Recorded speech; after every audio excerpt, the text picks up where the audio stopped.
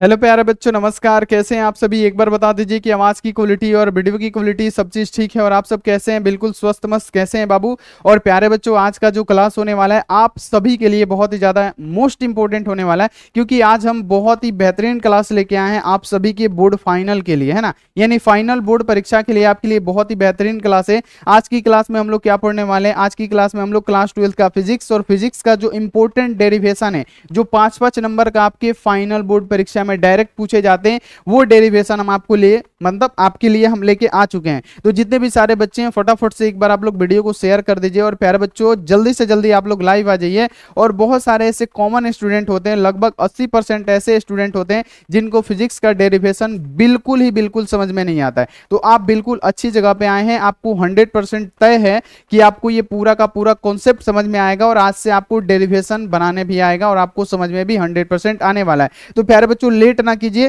Channel पे पहली बार आए हैं तो फटाफट से क्या कीजिए, चैनल को जल्दी से जल्दी आप लोग सब्सक्राइब करके बेल आइकन को प्रेस करके ऑल पे, और लाइक नहीं किए हैं तो फटाफट से आप लोग लाइक भी कर दीजिएगा। व्हाट्सएप ग्रुप में नहीं जुड़े हैं तो नंबर नोट कीजिए मेरा 9135742024, ठीक है।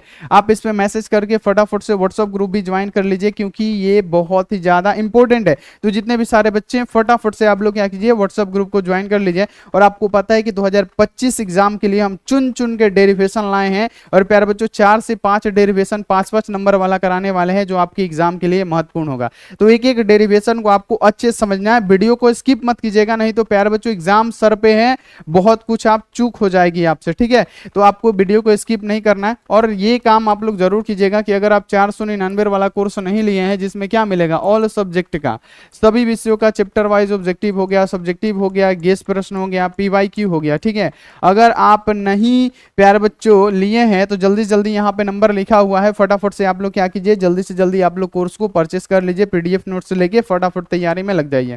तो कितने सारे बच्चे हैं इस डेरिवेशन को मतलब पढ़ने के लिए रेडी हैं? कितने सारे ऐसे बच्चे हैं जो रेडी हैं? फटाफट से एक बार आप लोग बता दीजिए। सभी बच्चे यस बोल दीजिए। प्यारे बच्चों यस बोलिए ताकि डेरिवेशन हम आपका स्टार्ट कर सके। चलिए पहला नंबर डेरिवेशन आपके सामने है और ये मोस्ट इंपोर्टेंट डेरिवेशन आपके एग्जाम के लिए। सबसे पहले बाबू मोस्ट इंपोर्टेंट डेरिवेशन आप सभी के एग्जाम के लिए। सबसे पहले प्यारे बच्चों क्वेश्चन क्या है, किसी बिंदु आवेश के कारण किसी बिंदु पर वैद्युत विभव का व्यंजक प्राप्त करना है, यानी विभव का व्यंजक आपको प्राप्त करना है किसी बिंदु आवेश पे, है ना। क्या लिखा गया है कि किसी बिंदु आवेश के कारण किसी बिंदु पर वैद्युत विभव का व्यंजक प्राप्त करे, जो कि बहुत ही ज्यादा मोस्ट इंपोर्टेंट है। तो सबसे पहले प्यारे बच्चों यहाँ पे क्या किया जाता है कि यहाँ पे किसी बिंदु आवेश के कारण, है ना, यहाँ पे क्या लिखा है कि किसी बिंदु आवेश के कारण किसी बिंदु पर वैद्युत विभव का व्यंजक प्राप्त करे। तो एक छोटा सा हम लोग क्या करते हैं, यहाँ पे एक फिगर को समझते हैं, ठीक है। यहाँ पे क्या है, मान लीजिए कि यहाँ पे कोई क्या है प्यारे बच्चों, कोई बिंदु है जिसका नाम क्या है प्यारे बच्चों, ओ बिंदु है, ठीक है। ये ओ बिंदु है और यहाँ पे बोला जा रहा है कि यहाँ पे क्या है, वो प्लस क्यू आवेश स्थित है। तो आर दूरी यहाँ पे कोई बिंदु पी है ना, आर दूरी यहाँ पे मान लीजिए कि कोई बिंदु पी है, इस पे क्या करना है, आपको विभव को प्राप्त करना है इसी बिंदु पे, है ना। क्यू आवेश से आर दूरी पे किसी बिंदु पी पे आपको क्या करना है कि विद्युत विभव को ज्ञात करना है। तो सबसे पहले आपको पता होना चाहिए कि विद्युत विभव क्या होता है। तो बाबू विद्युत विभव क्या होता है, V इक्वल टू क्या होता है, विद्युत विभव की बात करें तो V इक्वल टू क्या होता है, W अपॉन Q होता है। आप बोलेंगे yes sir, W upon Q होता है। चलिए कैसे होता है इसका डेफिनेशन समझ लीजिए कि अनंत से किसी बिंदु, यहाँ पे याद रखना है कि अनंत से किसी आवेश को क्या करते हैं, वैद्युत क्षेत्र के भीतर, यानी अनंत से किसी प्रशिक्षण आवेश को क्या करते हैं, वैद्युत क्षेत्र के भीतर लाने में जितना भी कार्य करना पड़ता है उसी को क्या कहते हैं हम लोग, वैद्युत विभव कहते हैं, ठीक है। यानी अनंत से किसी आवेश को लाने में जितना भी कार्य करना पड़ता है, याद रखिएगा कि अनंत से किसी आवेश को लाने में जितना भी कार्य करना पड़ता है उसी को हम लोग वैद्युत विभव कहते हैं। तो हमको क्या करना पड़ेगा कि अनंत से किसी क्या करना पड़ेगा, प्लस क्यू चार्ज को, प्रशिक्षण आवेश को इस बिंदु पी तक लाएंगे तब हमको विभव का व्यंजक प्राप्त होगा। तो प्यारे बच्चों सबसे पहले यहाँ पे ध्यान में रखिएगा, जितने भी सारे बच्चे हैं एकदम आपको बेसिक से समझा रहे ताकि आपको समझ में आए। यहाँ पे मान लीजिए कि डॉटेड लाइन से हम यहाँ पे बना दिए हैं और यहाँ पे मान लेते हैं कि ये हमारा क्या है, इन्फिनाइट है। यहाँ पे क्या है, इन्फिनाइट है। यहाँ पे क्या है प्यारे बच्चों, मान लीजिए कि यहाँ पे कोई plus Q charge test charge है, ठीक है। तो हम इस टेस्ट चार्ज को क्या करें कि इस बिंदु, याद रखना है कि इस बिंदु ए तक ला रहे हैं। यहाँ पे क्या करेंगे, इस बिंदु ए तक ला रहे हैं, ये प्लस क्यू चार्ज इसको क्या करें, ए तक ला रहे हैं। तो अब बताइए प्यारे बच्चों, यहाँ पे आप एक बात बताइए कि यहाँ पे भी प्लस चार्ज है, यहाँ पे भी क्या है, प्लस चार्ज है, और दो बिंदु आवेशों के बीच लगने वाले बल को किसने दिया था बाबू, दो बिंदु आवेशों के बीच लगने वाला बल किसने दिया था, किसने दिया? तो आप बोलेंगे कूलम्ब साहब ने दिया था। कूलम्ब साहब ने क्या बताया था कि दो बिंदु आवेशों के बीच लगने वाला, दो बिंदु आवेश, एक यहाँ पे मान लीजिए ओ बिंदु और बिंदु ए, दो बिंदु आवेशों के बीच लगने वाला जो भी आकर्षण बल या प्रतिकर्षण बल क्या होता है, डायरेक्टली प्रोपोर्शन होता है उसके बाबू बल के समानुपाती होता है, तथा इसकी दूरी के क्या होता है, वर्गों के व्युत्क्रमानुपाती होता है। तो हम यहाँ पे एक बात मान लेते हैं, यहाँ पे ध्यान रखना है कि हम मान लेते हैं कि यहाँ से और यहाँ तक की जो दूरी है इसको हम x मान लेते हैं, यहाँ से यहाँ तक की दूरी को हमने क्या किया, x मान लिया। ठीक है, तो यहाँ पे सबसे पहले थोड़ा सा ये चीजें हैं जिसको हमको पढ़ना होगा। तो सबसे पहले यहाँ पे हम लोग पढ़ना स्टार्ट करें कि क्या बोला जा रहा है। हल यहाँ पे ऐसे लिखना पड़ेगा कि माना O पर प्लस Q कूलम आवेश स्थित है, माना O पर प्लस Q कूलम आवेश क्या है, यहाँ पे स्थित है। ठीक है, इससे r दूरी पर बिंदु P है, इससे r दूरी पे बिंदु P है, सेम टू सेम हमने लिखा है। यहाँ आप देखिए जिस पर विद्युत विभव ज्ञात करना है, हमको क्या करना है, इस P पे हमको विद्युत विभव को ज्ञात करना है। ठीक है, चलिए यहाँ पे इतना हम लोगों ने कर दिया। ठीक है, क्या करना है, विद्युत विभव को क्या करना है प्यारे बच्चों, ज्ञात करना है। अब देखिए बिंदु आवेश के कारण किसी बिंदु पर विद्युत विभव उसके लिए बिंदु ए से अनंत तक की दूरी एक छोटा सा भाग में बांटा गया है। यदि कोई प्रशिक्षण आवेश प्लस क्यू, यहाँ पे याद रखिएगा प्लस क्यू नॉट आवेश बी पर स्थित हो तो उस पर लगने वाला विद्युत वाहक बल है ना। यानी प्यारे बच्चों सेम टू सेम आपको यही चीजें हमने लिख के दिखा दी है कि मान लीजिए कि कोई बिंदु आवेश से ओ, उससे आर दूरी बिंदु पी पर हमको विभव ज्ञात करना है, तो हम क्या करेंगे, अनंत से किसी बिंदु आवेश को बिंदु पी तक लाएंगे, तब हम विभव इसका व्यंजक ज्ञात करेंगे विभव का। तो प्यारे बच्चों सबसे पहले क्या कर रहे हैं कि इस क्यू नॉट आवेश को हम बिंदु ए तक ला रहे हैं, खींच के जबरदस्ती क्या कर रहे हैं कि बिंदु ए तक ला रहे हैं। ठीक है, तो प्यारे बच्चों तो दो बिंदु आवेशों के बीच लगने वाला बल किसने दिया था, तो सिंपल से आप लोग लिखिएगा, यहाँ पे समझिएगा कि कूलम्ब के नियम से। सिंपल से क्या लिखिएगा प्यारे बच्चों, हम जैसे जैसे बता रहे हैं ना वैसे लिखिएगा, कूलम्ब के नियम से। कूलम्ब के नियम से प्यारे बच्चों बल क्या होता है, एक बार फटाफट से बता दीजिएगा। कूलम्ब के नियम से बल क्या होता है, F इक्वल टू क्या होता है, कूलम्ब के बल नियम से बल क्या होता है, 1 बाई याद रखिएगा 4 पाई एप्सिलॉन नॉट इंटू क्या होता है, देखिए Q1 इंटू Q2 बटा में R स्क्वायर होता है। लेकिन हम क्या लेंगे, यहाँ पे क्या लेंगे, पहला आवेश हमारा Q है और दूसरा आवेश क्या है, प्लस Q नॉट है। तो हम क्या करेंगे प्यारे बच्चों, यहाँ पे क्या लेंगे, हम लेंगे यहाँ पे ध्यान में रखिएगा कि Q और Q नॉट अब बटा में दूरी क्या है हमारी, बाबू दूरी देखिए क्या है, हमारी दूरी x है, तो ये क्या होता है हमारा हो जाएगा एक्स स्क्वायर। तो यहाँ पे लिख देंगे एक्स स्क्वायर। ये हमारा क्या होता है, कूलम्ब के नियम से होता है। ठीक है, इतना आपको समझ में आ गया कि कूलम्ब के नियम से हम क्या लिखेंगे। कूलम्ब का नियम क्या कहता है कि दो बिंदु आवेशों के बीच लगने वाला जो बल होगा एक दूसरे के समानुपाती होगा तथा उसकी बीच की दूरी के क्या होता है, अनुक्रमानुपाती होता है। तो सेम टू सेम वही प्रोसेस लगाए हैं कि प्यारे बच्चों क्या करें कि पहला बिंदु आवेश ये है और दूसरा बिंदु आवेश ये है, क्योंकि बिंदु ओ से बिंदु ए तक का हम प्यारे बच्चों क्या कर रहे हैं, अभी कूलम्ब के नियम से बल निकाल रहे हैं। ठीक है, तो यहाँ पे क्या हो जाएगा, पहला हो जाएगा Q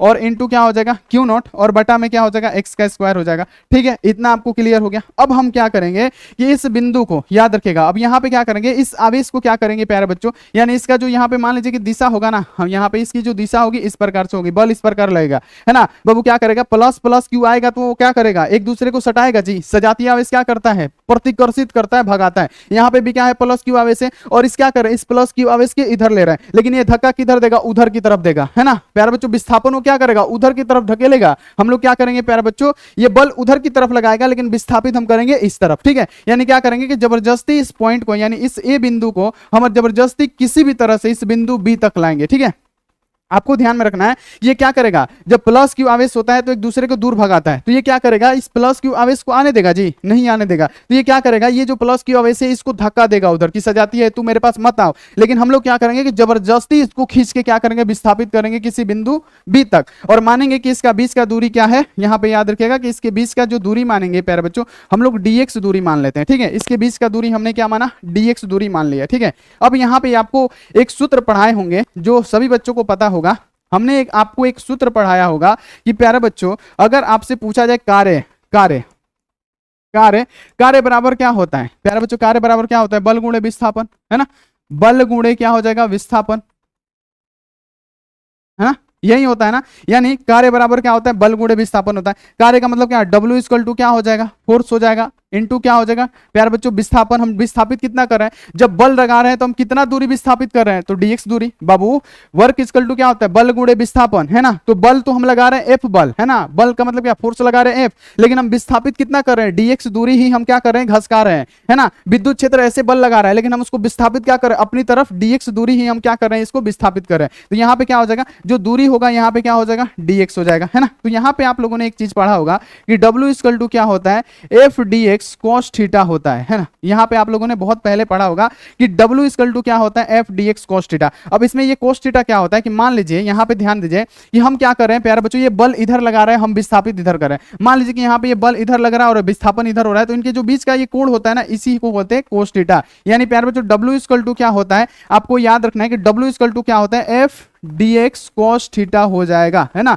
यही होता है। मान लीजिए कि बल लगा रहा है इधर, ये विस्थापित हो गया इधर, तो ये जो बीच का जो कोण होगा ना, इसी को बोलते हैं प्यारे बच्चों क्या, cos थीटा। तो यहाँ पे आपको ये पूरा का पूरा समझ में आ गया होगा इतना। अब देखिए प्यारे बच्चों, यहाँ पे आपको ध्यान रखना है कि प्यारे बच्चों जो वैद्युत क्षेत्र है, ये जो सजातीय आवेश है, इसको क्या कर रहा है, उधर धक्का दे रहा है ना प्यारे बच्चों, फोर्स उधर लगा रहा है, लेकिन हम डिस्प्लेसमेंट क्या कर रहे हैं, अपनी तरफ जबरदस्ती इसको क्या कर रहे हैं, खींच रहे हैं, नहीं लाएंगे बिंदु P तक, तो क्या होगा, वैद्युत विभव हमारा ज्ञात होगा, नहीं होगा। तो हम जबरदस्ती क्या कर रहे हैं, इसको ला रहे हैं बिंदु P तक। यानी प्यारे बच्चों यहाँ पे इधर बल लग रहा है और यहाँ पे विस्थापन किधर हो रहा है, बल यहाँ पे लग रहा है, समझिएगा यहाँ पे कि बल लग रहा है इधर और विस्थापन हो रहा है इधर, यानी इनके बीच का ये जो कोण होगा कितना होगा, 180 डिग्री का कोण होगा बाबू। बल लग रहा है इधर और विस्थापित हो रहा है इधर, तो इनके बीच का कोण कितना होगा, 180 डिग्री का होगा ना। तो चलिए अब हम यहाँ पे क्या करेंगे प्यारे बच्चों, कि यहाँ पे इसका मान रखेंगे, ठीक है। W है तो W इक्वल टू है तो इक्वल टू f dx, और cos थीटा का मान कितना होता है, cos 180 डिग्री। यहाँ पे क्या हो जाएगा, थीटा का मान हमने क्या बताया, यहाँ पे थीटा का मान कितना है 180 डिग्री, तो यहाँ पे क्या करेंगे 180 डिग्री यहाँ पे लिख देंगे।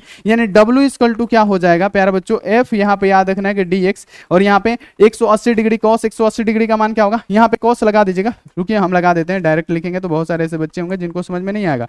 तो यहाँ पे लिखेंगे cos, और थीटा कितना था, 180 डिग्री था, 180 डिग्री का मान कितना होता है, -1 होता है, ठीक है। ये प्यारे बच्चों क्या है, ये एक छोटा सा डिस्प्लेसमेंट है, एक छोटा सा दूरी है, तो हम लोग यहाँ पे dw लगा देंगे। छोटा सा दूरी निकाल रहे हैं ना, यहाँ पे समझिए कि हम पूरा का दूरी थोड़ी निकाल रहे हैं, यहाँ से यहाँ तक हमने कितना दूरी तय किया, dx दूरी तय किया, यानी अल्पांश दूरी हमने क्या किया, निकाला, ठीक है। इतना आपको क्लियर हो गया कि अल्पांश दूरी निकाला इतना। अब चलिए आगे बढ़ते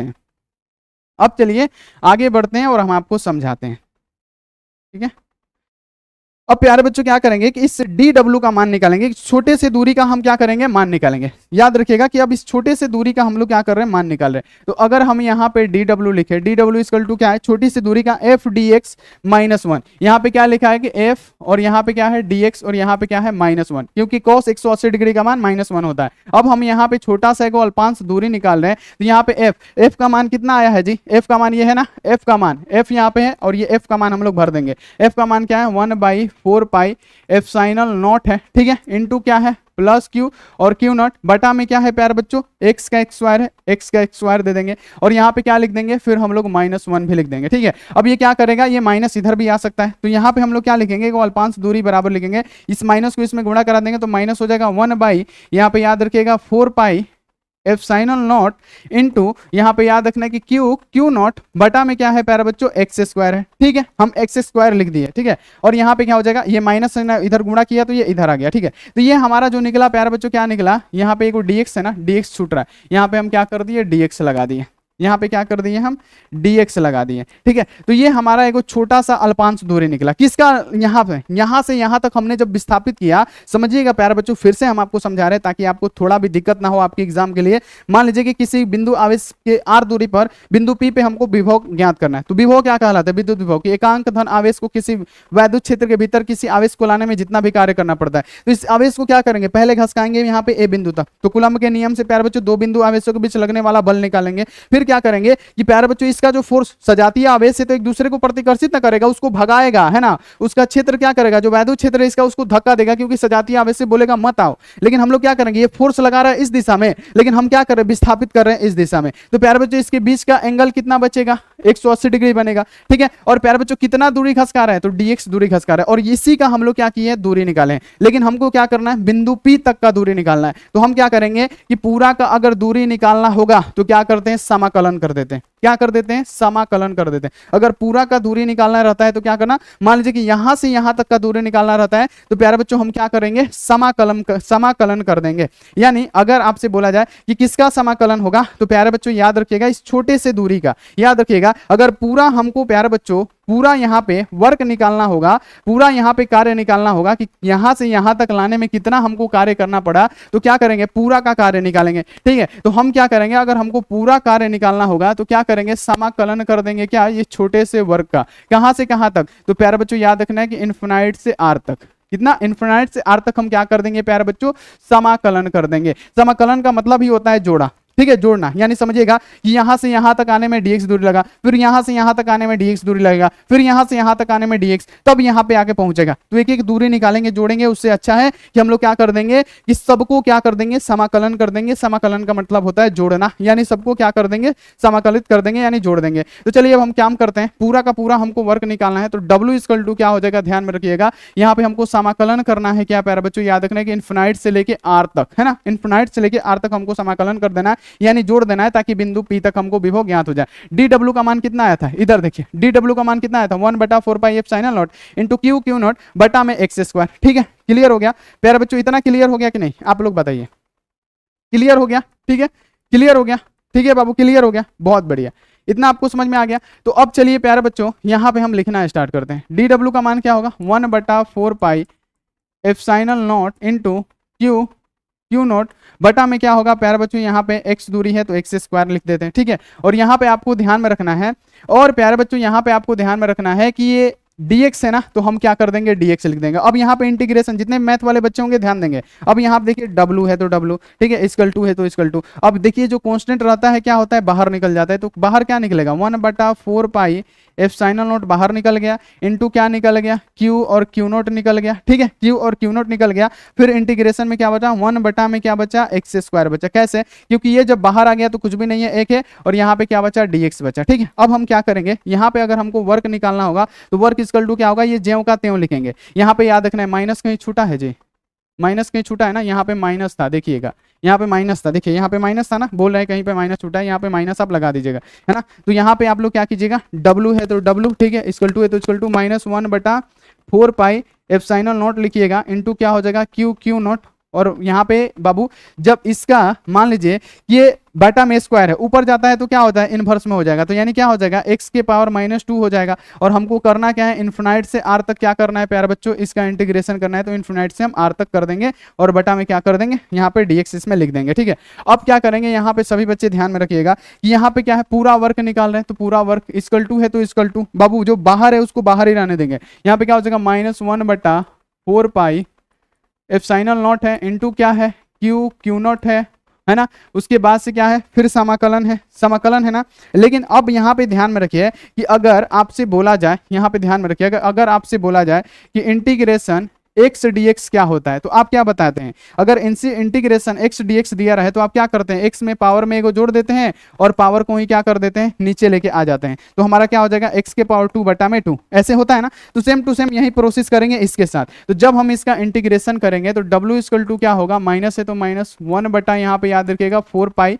एप्सिलॉन नॉट है, एप्सिलॉन नॉट हो जाएगा, इनटू क्या हो जाएगा, यहाँ पे क्यू नॉट है तो क्यू नॉट हो जाएगा, समझिएगा यहाँ पे। उसके बाद से क्या है, जब हम इसका इंटीग्रेशन करेंगे तो यहाँ पे याद रखिएगा कि जब इसके पावर में एगो जोड़ेंगे, याद रखिएगा -2 है, और फिर +1 करेंगे तो क्या हो जाएगा, -1 बचेगा, है ना बाबू, क्या बचेगा, -1। तो जब हम इसका करेंगे तो क्या हो जाएगा, x के पावर -1 और फिर बटा में क्या हो जाएगा, -1 हो जाएगा। ठीक है, क्लियर हो गया। हमको इंटीग्रेशन कहां से कहां तक करना है, इन्फिनाइट से लेके r तक करना है। ठीक है, अब यहाँ देखिए इस माइनस से क्या होगा, ये माइनस हमारा कट जाएगा, फिर बचेगा क्या, w इक्वल टू क्या बचेगा, 1/4 पाई याद रखिएगा एप्सिलॉन नॉट इनटू क्या बचेगा, क्यू नॉट। और यहाँ पे याद रखिएगा कि इधर बचेगा सिर्फ क्या, 1 बटा में, यहाँ पे याद रखिएगा, एक मिनट, यहाँ पे याद रखिएगा कि x बचेगा, एक मिनट रुक जाइए, थोड़ा सा यहाँ पे गड़बड़ा रहा है, एक मिनट रुक जाइए।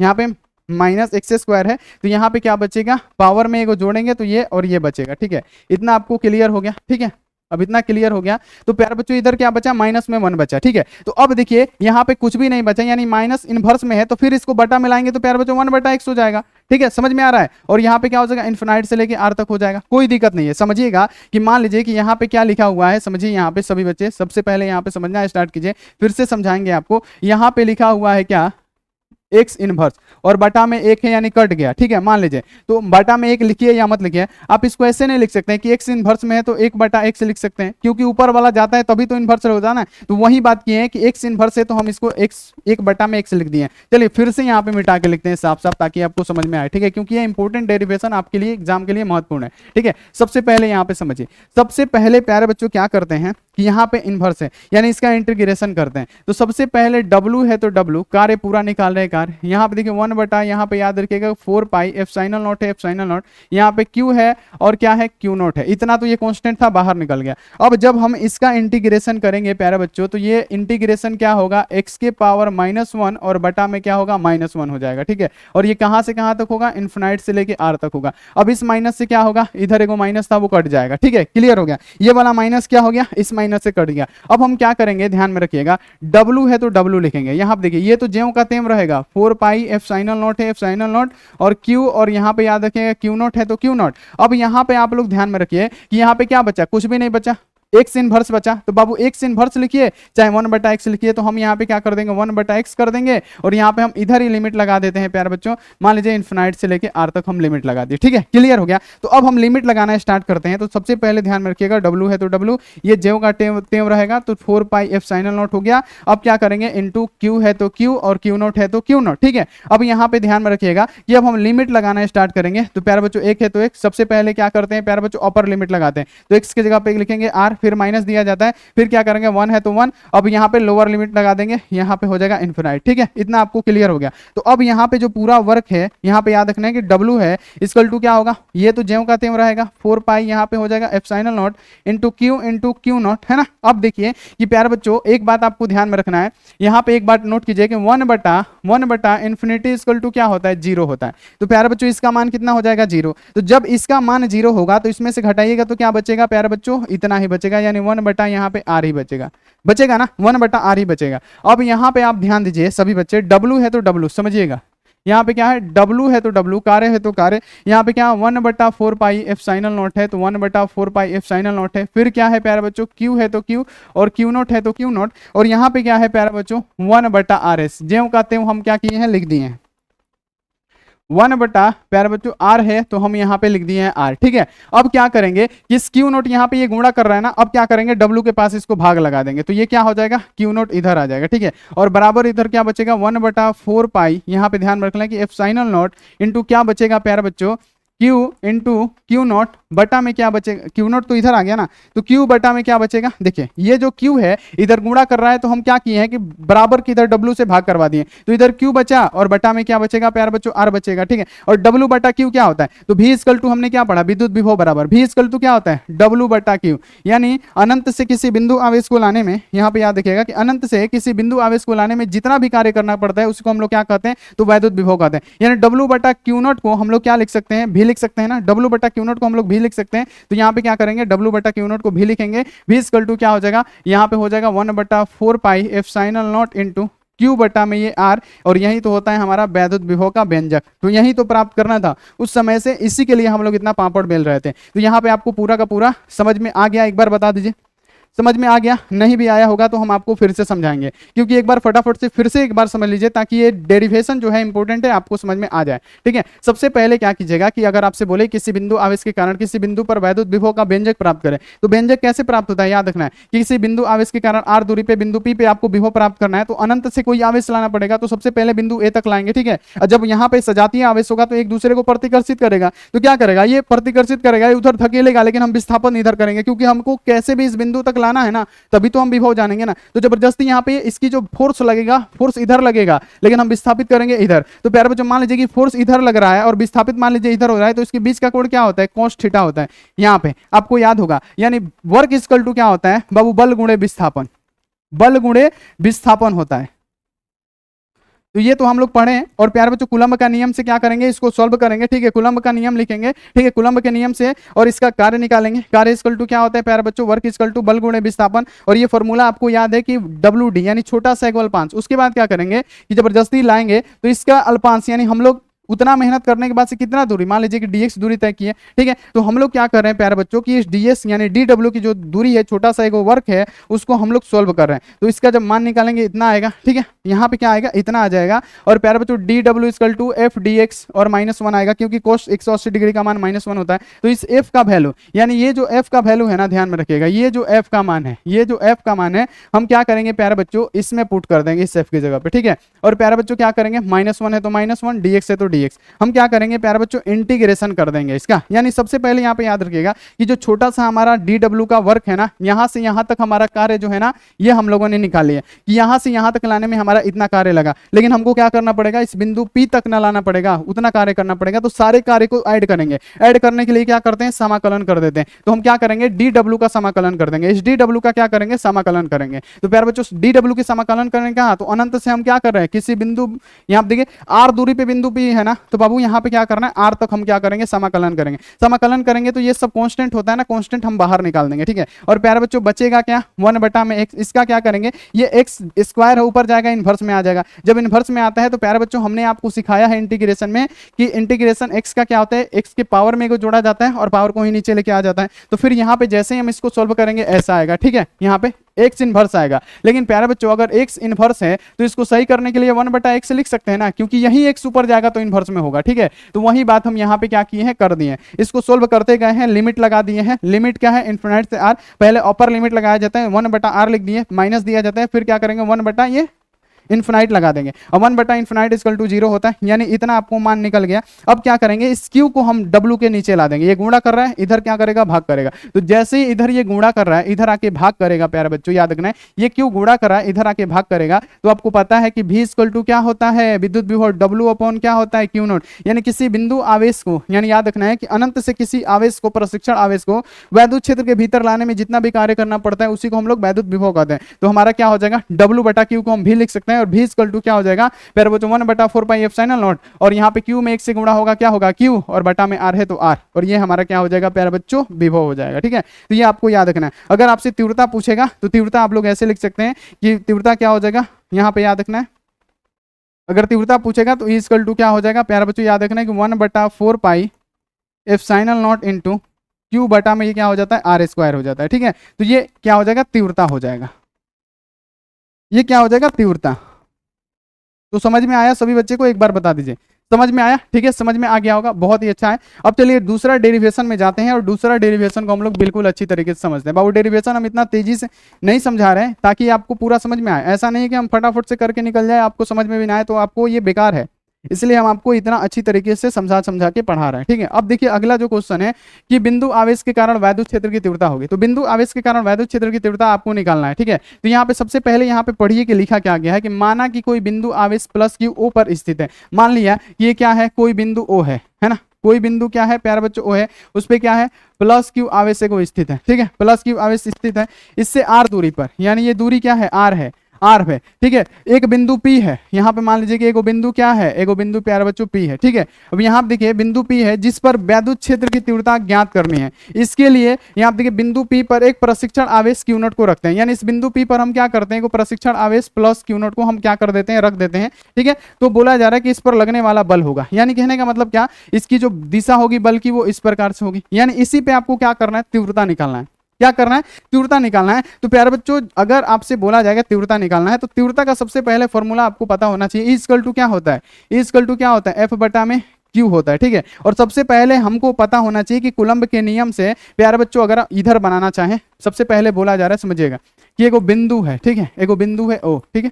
यहाँ पे बोला जा रहा है आपसे तीव्रता कैसे ज्ञात होगा, हम आपको बता रहे हैं। एक बिंदु है प्यारे बच्चों, यहाँ पे याद रखना है कि ओ बिंदु है, ठीक है। इस पे क्या है, कोई प्लस क्यू आवेश है, ठीक है। और यहाँ बोला जा रहा है कि आर दूरी पे फिर एक कोई बिंदु है ना, जिसका नाम क्या है पी, है ना। इस पे भी क्या है, एगो प्लस क्यू नॉट आवेश स्थित है। तो आपको क्या करना है कि इसकी तीव्रता निकालनी है, यहीं पे आपको तीव्रता निकालना है। तो सबसे पहले आपको पता होना चाहिए तीव्रता equal to, E equal to क्या होता है प्यारे बच्चों, एफ बटा में क्यू होता है, ठीक है। तो सबसे पहले ये जो कहानी है आप लिख दीजिएगा, ठीक है। उसके बाद से कूलम्ब के नियम से लिखिएगा, सबसे पहले कूलम्ब के नियम से,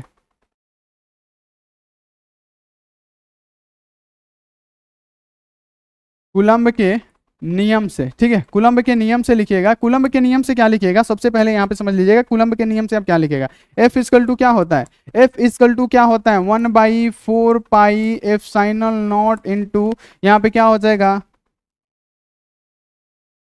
पहला क्या है Q है, और फिर क्या है प्यारे बच्चों, प्लस नहीं देते हैं, पहला क्या है Q है, तो यहाँ पे Q इंटू क्या हो जाएगा Q0, और बटा में क्या होगा प्यारे बच्चों, आपको पता होगा R है दूरी, तो R स्क्वायर हो जाएगा। तो ये हमारा हो जाएगा कूलम्ब के नियम से। कूलम्ब का नियम यही ना है, F इक्वल टू क्या होता है 1/4πε0 into Q into Q nought, यानी Q1 इंटू Q2, यानी याद रखना है कि यहाँ पे भी प्लस क्यू आवेश है और यहाँ पे प्लस क्यू नॉट आवेश है, तो यहाँ पे इस दोनों का गुणा कर देंगे और इसकी बीच की दूरी के क्या होता है, वर्गों की व्युत्क्रमानुपाती होता है, तो ये कलम्ब के नियम से होता है। तो चूंकि हम जानते हैं, लिखेंगे चूंकि हम जानते हैं कि वैद्युत क्षेत्र की तीव्रता E इक्वल टू क्या होता है, F बटा में क्या हो जाएगा, Q हो जाएगा। तो अब क्या करेंगे, हम मान को रखेंगे। अब क्या करेंगे प्यारे बच्चों, मान को रखेंगे। E है तो E, समझिएगा E है तो E। अब देखिए इस F है, F है तो F की जगह पे क्या रखेंगे, ये पूरा मान रखेंगे। तो F की जगह पे क्या रखेंगे, 1/4 pi epsilon not into Q और Q नॉट बटा में क्या हो जाएगा, R स्क्वायर हो जाएगा। और बटा में क्या होता है प्यारे बच्चों, Q होता है, तो हम क्या करेंगे, Q लिख देंगे। अब ये क्या होगा, इस Q से ये Q जो होगा हमारा कट जाएगा, ठीक है।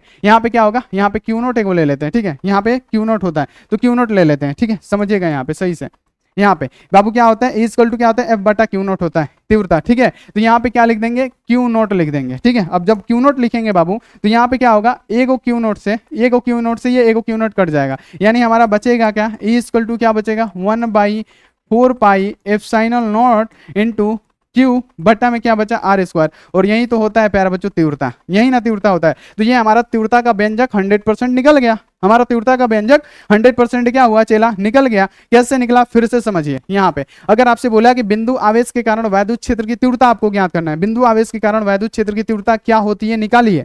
तो आपको कैसे निकालना है, सिंपल सा आपको क्या करना है कि कोई मान लीजिए कि बिंदु आवेश से O, ठीक है, उस पे क्या है, प्लस Q आवेश है और R दूरी पे एक बिंदु P है जहां पे प्लस Q नॉट आवेश स्थित है। तो इसी बिंदु पे आपको तीव्रता क्या करना है, निकालना है, ठीक है। तो सबसे पहले प्यारे बच्चों इतना ये कर्माशा कर दीजिएगा, उसके बाद से आपको पता होना चाहिए कि दो बिंदु आवेशों के बीच ये क्या है, यहाँ पे समझिए, दो बिंदु आवेश है, दो स्थिर बिंदु आवेश है, इनके बीच कौन सा बल लगेगा, तो आप बोलेंगे कूलम्ब का ही बल लगेगा। फिर हम क्या करेंगे, कूलम्ब का नियम लिखेंगे। कूलम्ब के नियम से क्या होता है, दो बिंदु आवेशों के बीच लगने वाला आकर्षण या प्रतिकर्षण बल समानुपाती होता है। तो इसमें कौन कौन सा बल काम कर रहा है, एक बल का नाम क्या है बाबू, प्लस Q, और दूसरा बल का नाम क्या है, प्लस Q नॉट आवेश, ठीक है। तो हम क्या करेंगे, इस दोनों को गुणा करा देंगे और इसकी दूरी के वर्गों की व्युत्क्रमानुपाती होता है, यानी R स्क्वायर हो जाएगा। कूलम्ब के नियम से ये हो जाएगा। और आपको पता है चूंकि कि वैद्युत क्षेत्र की तीव्रता इक्वल टू क्या होता है, तो प्यारे बच्चों F बटा Q नॉट होता है ना, होता है ना। तो आप क्या लिखेंगे, F बटा Q नॉट। अब क्या करेंगे, इसमें क्या करेंगे, मान भर देंगे। F है, ये F का वैल्यू कितना है, तो F का वैल्यू इतना ऊपर हम भर दिए और बटा में क्या है, Q नॉट है तो Q नॉट। अब इस Q नॉट से Q नॉट को कट जाएगा, हमारा क्या बचेगा, equal to 1/4 pi epsilon naught और बचा एगो Q और बटा में R स्क्वायर, जो कि हमारा 100% प्रूफ हो गया, आंसर हो गया।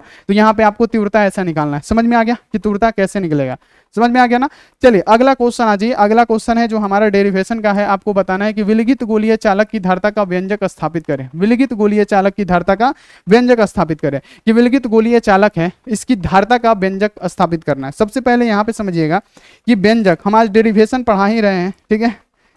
तो यहाँ पे सबसे पहले ध्यान में रखिएगा कि ये क्या है, कोई गोलीय चालक है, इसकी त्रिज्या क्या है प्यारे बच्चों, R है, इसकी त्रिज्या R है। तो प्यारे बच्चों अगर हम हर जगह से खींचेंगे इसको ऐसे, तो ये क्या होगा, ये प्यारे बच्चों एगो बन जाएगा क्या, आपको पता, समविभवी पृष्ठ। क्या बन जाएगा, एगो समविभवी पृष्ठ बन जाएगा। क्या बन जाएगा प्यारे बच्चों, समविभवी पृष्ठ बन जाएगा। यानी इस पे एगो Q आवेश देंगे ना, तो ये क्या होगा, हर जगह पे ये प्लस Q आवेश क्या हो जाएगा प्यारे बच्चों, वितरित हो जाएगा। यहाँ पे आपको ध्यान में रखना है, ये क्या है, समविभवी पृष्ठ, जिसमें क्या होते हैं, हर विभव पे, हर बिंदु पे विभव की मात्रा क्या होगी, समान हो जाएगी, ठीक है। अगर यहाँ पे प्लस Q आवेश देंगे तो ये क्या होगा, सब पे क्या होगा, वितरित हो जाएगा, ठीक है।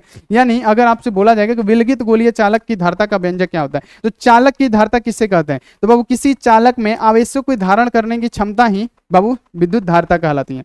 यानी अगर आपसे बोला जाए कि विद्युत धारता क्या है, तो किसी चालक में आवेशों को धारण करना ही हमारा क्या कहलाता है, विद्युत धारता कहलाता है। किसी चालक में आवेशों को धारण करने की शक्ति, यानी यहाँ पे याद रखना है कि किसी चालक में आवेशों के धारण करने की क्षमता ही हमारी क्या कहलाती है, विद्युत धारता कहलाती है, ठीक है। तो यहाँ पे आपको याद रखना है C इक्वल टू क्या होता है, C इक्वल टू क्या होता है, Q अपॉन में क्या होता है प्यारे बच्चों, V होता है ना। यहाँ पे C इक्वल टू क्या होता है, Q अपॉन में V होता है, ठीक है। ये आपको पता है ना, ये आपको पता है ना बाबू कि C इक्वल टू क्या होता है। तो किसी चालक में, यहाँ पे याद रखना है कि किसी चालक में आवेशों को धारण करने की क्षमता ही हमारी विद्युत धारता कहलाती है, ठीक है। और C इक्वल टू क्या होता है, Q बटे में V होता है। तो C लिख देंगे, इक्वल टू लिख देंगे, Q बाबू यहाँ पे क्या करेंगे, हम ऐसे ही लिख देंगे, बटा में क्या है V इक्वल टू हमने अभी क्या निकाला था बाबू, हमने V इक्वल टू निकाला था विद्युत विभव। V इक्वल टू क्या होता है, 1/4 पाई एप्सिलॉन नॉट होता है, इंटू क्या होता है, Q बटा में R होता है ना, Q बटा में R होता है, ये हमारा विद्युत विभव होता है। यानी V का मान इतना हम क्या करेंगे, नीचे रखेंगे। तो नीचे लगेंगे तो 1 बटा, याद रखना है कि 4 पाई एप्सिलॉन नॉट इंटू क्या हो जाएगा प्यारे बच्चों, Q बटा में यहाँ पे R हो जाएगा। ठीक है, तो अब ये क्या होगा प्यारे बच्चों, ये Q से Q कट जाएगा, यानी जो C का मान निकलेगा ये ऊपर चला जाएगा। तो जब ये ऊपर चला जाएगा तो क्या निकलेगा, 4 पाई एप्सिलॉन नॉट, और R है तो प्यारे बच्चों क्या हो जाएगा, R हो जाएगा। और यही हमारा क्या हो जाएगा प्यारे बच्चों, इसकी धारता हो जाएगी, है ना। यानी अगर आपसे बोले कि विलगित गोलीय चालक की धारता का व्यंजक स्थापित करें, तो यही तो है हमारा व्यंजक। समझ में आया? नहीं समझ में आया तो फिर से समझिए, हम समझाने के लिए ही हैं, हम समझाने के लिए ही हैं, फिर से समझिए। सबसे पहले आपको ध्यान में रखना है कि आर त्रिज्या वाला हम कोई प्यारे बच्चों गोलीय चालक लेते हैं। अब इसमें हम आवेश देंगे तो क्या होगा, ये समविभव पृष्ठ की तरह कार्य करेगा, है ना, समविभव पृष्ठ की तरह कार्य करेगा, चारों ओर फैल जाएगा। यानी अगर हम बोले कि धारता किसे कहते हैं, तो आपको पता है कि किसी चालक में आवेशों को धारण करने की क्षमता ही हमारी क्या कहलाती है, धारता कहलाती है, चालक की धारता कहलाती है। यानी अगर हम आपसे बोले C इक्वल टू क्या होता है, Q बटे में V होता है, या इसका एक आप ऐसे भी डेफिनेशन बना सकते हैं कि जैसे जैसे किसी चालक में आवेश को दिया जाता है वैसे उसके विभव के मान में वृद्धि हो तो उसे हम लोग चालक की धारता कहते हैं। यानी C इक्वल टू Q बटा V होता है। लेकिन आपने क्या पढ़ा, V इक्वल टू आपने क्या पढ़ा, V इक्वल टू बाबू विद्युत विभव आपने क्या पढ़ा है कि 1 बटा 4 पाई एप्सिलॉन नॉट इंटू क्या होता है, Q बटे में R होता है। ये हमने अभी जस्ट सिद्ध किया था, देखिए जस्ट पीछे हम लोगों ने अभी इसको ही सिद्ध किया था बाबू। यहाँ पे भी है ना, तो हम यहाँ पे ए लिख दिए भी, ठीक है, यहाँ पे भी होगा, भी होगा, ठीक है, यहाँ पे हम भी लिख देंगे। ठीक है, भी हमने इतना ज्ञात किया था ना विभव, बाबू विभव ज्ञात किया था ना, वही चीज वह क्या करेंगे चला, यहाँ पे हम भी का मान यहाँ पे आपको पता है, तो यहाँ पे C है तो C, ठीक है, इक्वल टू है तो इक्वल टू, Q है ऊपर में तो Q लिखेंगे, बटा है तो बटा, और भी का मान क्या है 1 बटा 4 पाई एप्सिलॉन नॉट है इंटू क्या है प्यारे बच्चों, Q बटा में क्या है प्यारे बच्चों, R है ना। अब ये क्या होगा, इतना ध्यान में रखिएगा कि अब क्या करेंगे कि इस Q से इस Q को कटा देंगे, तो प्यारे बच्चों क्या होगा, ये ऊपर चला जाएगा। यानी C इक्वल टू क्या बचेगा, 4 पाई, यहाँ पे याद रखिएगा एप्सिलॉन नॉट, और यहाँ पे R बचेगा। और यही क्या है हमारा प्यारे बच्चों, विलगित गोलीय चालक की धारता का व्यंजक है। तो ये भी आपको पूरा का पूरा क्वेश्चन समझ में आ गया होगा, उम्मीद है। अगर नहीं भी आ रहा है तो आप लोग प्रैक्टिस कीजिए, 100% आपको समझ में आएगा, और ऐसे छोड़ के मत जाइए क्योंकि यही सब एग्जाम में आता है तो आप लोगों से नहीं बनता है। अब देखिए कि अनुगमन वेग और धारा में संबंध बताइए, समझिए अनुगमन वेग और धारा में संबंध आपको बताते हैं, और आप लोग बिल्कुल अच्छी तरीके से समझिएगा कि अनुगमन वेग और धारा में संबंध क्या होगा, अनुगमन वेग और धारा में संबंध क्या होगा। ठीक है, तो अनुगमन वेग की बात करें कि अनुगमन वेग और धारा के बीच में संबंध क्या है, तो सबसे पहले प्यारे बच्चों अनुगमन वेग और धारा के बीच सबसे पहले एगो चालक लेंगे। क्या लेंगे बाबू, यहाँ पे ध्यान रखिएगा कि सबसे पहले एगो चालक लेते हैं। ठीक है, मान लीजिए कोई भी चालक है तो उसकी मोटाई होगी ना तो सिंपल से आप लोग लिखिएगा, यहाँ पे मान लीजिए मोटाई यानी अनुप्रस्थ काट क्षेत्रफल है, तो सिंपल से आप लोग सबसे पहले एक क्वेश्चन आएगा तो लिखना स्टार्ट कीजिएगा कि अगर माना किसी चालक का अनुप्रस्थ काट क्षेत्रफल A है, और प्यारे बच्चों इसमें मुक्त इलेक्ट्रॉनों की संख्या, क्योंकि चालक में इलेक्ट्रॉन के द्वारा ही विद्युत धारा प्रवाहित होता है, तो लिखना है कि माना कि किसी चालक का अनुप्रस्थ काट क्षेत्रफल A है, इसमें मुक्त इलेक्ट्रॉनों की संख्या क्या है, n है,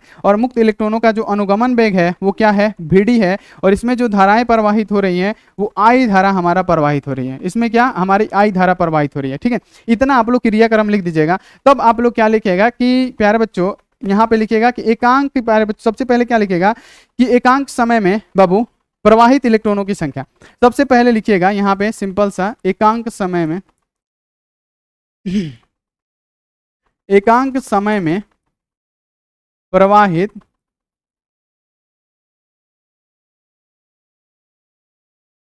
इलेक्ट्रॉनों की संख्या क्या हो जाएगा, NaVd, है ना। एकांक समय में इतना हमारा इलेक्ट्रॉन प्रवाहित हो रहा है। तो अब हम क्या करेंगे, T समय में लिखेंगे क्या, T समय में प्रवाहित इलेक्ट्रॉन की संख्या। तो यहाँ पे T समय में हो रहा है तो T इसमें ऐड कर देंगे, तो यहाँ पे क्या हो जाएगा NaVd इंटू T। ठीक है, इतना हो गया, क्योंकि T समय में हो रहा है तो T इसमें ऐड कर देंगे। अब क्या करेंगे, माना यहाँ पे लिखेंगे कि माना कि अगर हम एक इलेक्ट्रॉन पे माइनस इलेक्ट्रॉन पे आवेश क्या होता है, माना कि -1 इलेक्ट्रॉन का मान, ऐसे लिखिएगा कि मानना है कि ये 1 इलेक्ट्रॉन होगा, है ना। तो यहाँ पे आपको याद रखना है कि माना 1 इलेक्ट्रॉन का मान अगर यहाँ पे +1 इलेक्ट्रॉन है, तो आपको लिखना है कि T समय में प्रवाहित इलेक्ट्रॉनों पे आवेश, आपको लिखना है क्या, T समय में प्रवाहित इलेक्ट्रॉन पर आवेश,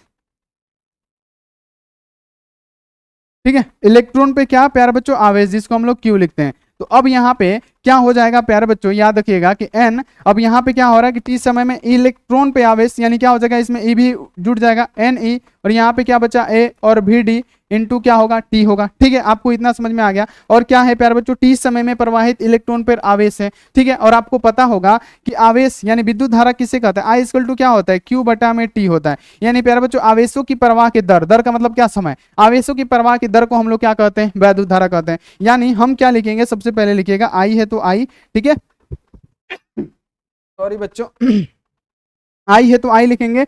ठीक है, और प्यारे बच्चों यहाँ पे क्या करेंगे, क्यू है ऊपर में, और क्यू का मान कितना है, तो क्यू का मान है एन ई ए भी डी इंटू टी है, और बटा में क्या है प्यारे बच्चों, यहाँ पे टी है। तो अब यहाँ पे आपको याद रखना है कि टी है, ठीक है, यहाँ पे तो ये क्या हो जाएगा, इस टी से टी तो कट जाएगा। अब यहाँ पे आप लोग देखिए कि ये टी से ये टी हमारा कट गया, यानी आई इक्वल टू क्या बचा, आई इक्वल टू क्या बचा, एन ई ए भी डी हमारा क्या हो जाएगा प्यारे बच्चों, ये आपको याद रखना है कि धारा और अनुगमन वेग के बीच का संबंध हो जाएगा। सिंपल सा, सबसे पहले आपको क्या करना है, सिंपल सा आपको ध्यान में रखना है कि सबसे पहला जो काम करना है आपको ये बनाना है कि मान लीजिए कोई भी चालक है जिससे हमारा विद्युत धारा प्रवाहित हो रहा है, तो लिखना है कि माना किसी चालक में, किसी चालक का अनुप्रस्थ काट क्षेत्रफल है। मान लीजिए कि कोई चालक है तो इसका मोटाई है ना, ये पेन है तो इसका मोटाई है। अब कितना भी पतला पेन होगा तो उसका मोटाई होगा, कितना मोटा पेन होगा, मार्कर हो गया तो उसका भी मोटाई है। यानी कोई भी चालक होगा तो उसका मोटाई तो होगा। तो मान लीजिए कि किसी चालक का अनुप्रस्थ काट क्षेत्रफल ए है और उसमें विद्युत धारा कैसे प्रवाहित होता है, तो मुक्त इलेक्ट्रॉनों की, प्यारे बच्चों यहाँ पे याद रखने की मात्रा n है, और इसमें मुक्त इलेक्ट्रॉनों का जो अनुगमन वेग है वो vd है,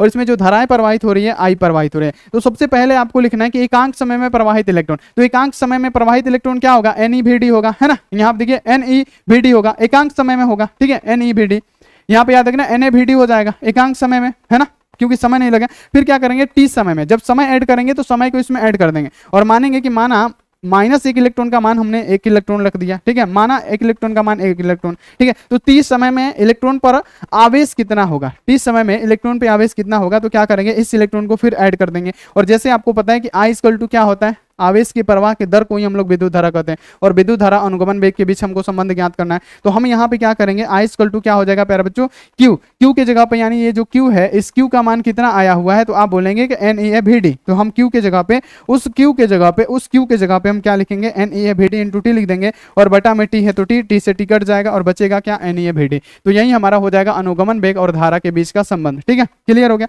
अब आ जाइए अगला, यहाँ पे आ जाइए कि अनुगमन वेग और धारा घनत्व के बीच का संबंध बताइए, अनुगमन वेग और धारा घनत्व के बीच का संबंध को आप बताइए। ठीक है, आप इसको कैसे बनाएंगे, तो सबसे पहले यहाँ पे उतना सारा क्रियाक्रम कर लीजिएगा, इतना वाला सारा आप लोग लिख लीजिएगा, जो जो बताए हैं वो सब सारा लिख लीजिएगा। उसके बाद से आप लोग आइएगा कि आपने साबित क्या किया, I इक्वल टू क्या होता है,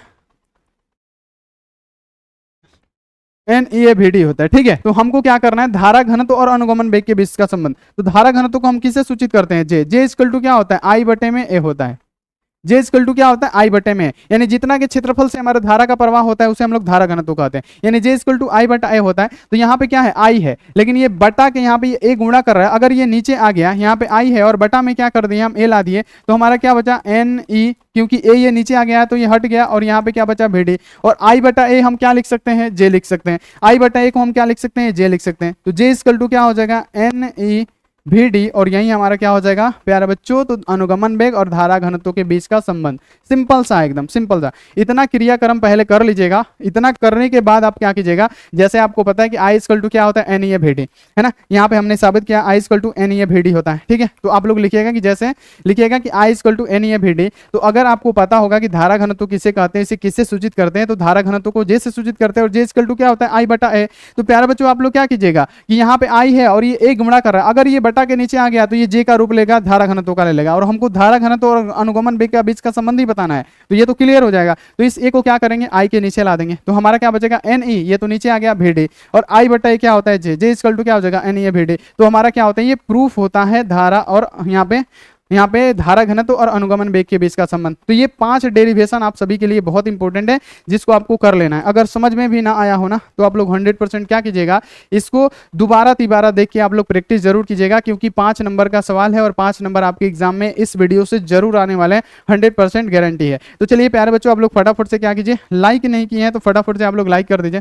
जितने भी सारे बच्चे हैं फटाफट से आप लोग एक बार लाइक कर दीजिए और चैनल को सब्सक्राइब करके बेल आइकन को प्रेस करके ऑल पे कर लीजिए। बाकी इसका पीडीएफ जितने भी पेड वाले बच्चे सबको प्राप्त हो जाएगा। तो चलिए प्यारे बच्चों, मिलते हैं ऐसी अगली क्लास में। आप लोग अपना ध्यान रखिए, मन लगा के पढ़ाई कीजिए। Take care and bye.